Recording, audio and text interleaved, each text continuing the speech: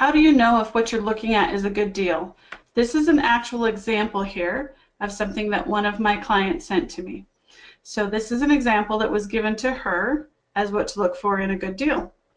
We're going to go through that first quickly, and then I'm going to give you an idea of what that means, and then also how can you play around with these numbers so you can tell if that's a good deal or not. Your after repair value is your sales price at the end after it's fixed up and you're ready to put it back on the market. So this is your end retail price right there, $250,000.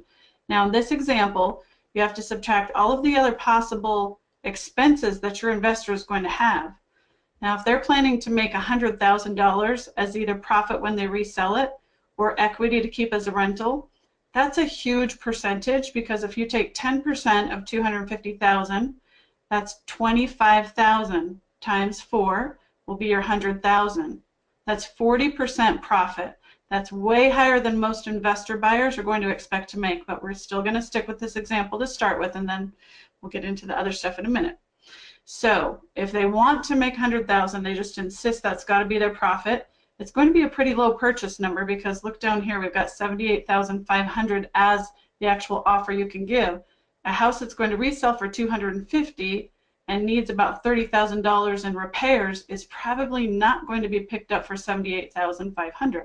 Not saying it's impossible, but it's likely that this house is maybe on the market for $170,000. So to get $100,000 off, that's where you have to kind of play and negotiate, right? You offer, maybe you offer $70,000 and you do end up at $78,500.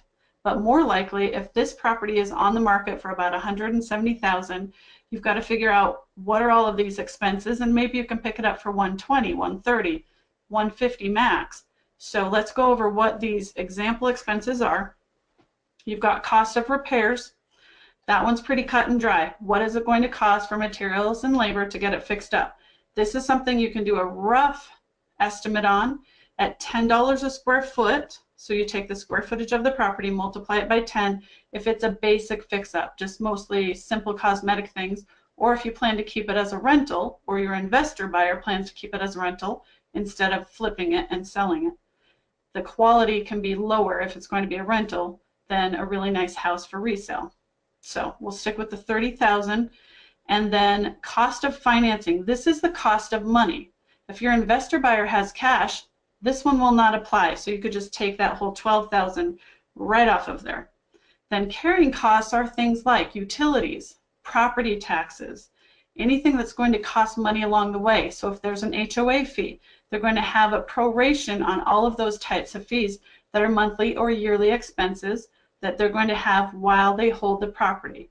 Again, if they're going to keep it as a rental, that's a little different, because they're going to have those costs for the whole time, and then they need to move those costs over into something else. So let's just talk about this not being on their profit and loss statements and an expense to their rental. But let's talk about them buying it, fixing up, and reselling it. They're going to have the prorated amounts of whatever those fees are. So most fix and flips are going to be done within 6 months. So for example, if one of the carrying costs is property taxes and they're $2,000 for the whole year, you can cut that to help them estimate their costs in half. For 6 months, that would be a $1,000 expense. So you're going to put in $1,000 as one of their estimated expenses. Again, real time, these numbers will change, but we're talking about how to just quickly analyze and see, does this look like it's going to be a good deal or not? And then you've got exit costs. Well, those are going to be things like your closing costs. So if you live in a state like Utah, for example, this is where I live currently, and our sellers are just normally expected to pay for the buyer's title policy. That ensures title is clear when they transfer it from the seller to the buyer.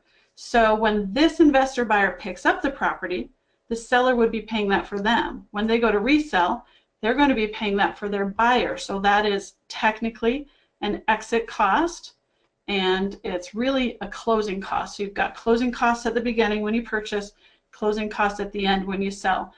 That's how the breakdown of all the expenses are. So how could you possibly cut this down so that you have a chance if the seller will not go, say, below $120,000? Well, you can either deal with cash, or they're going to have to find a cash partner. You can cut down some of the carrying costs.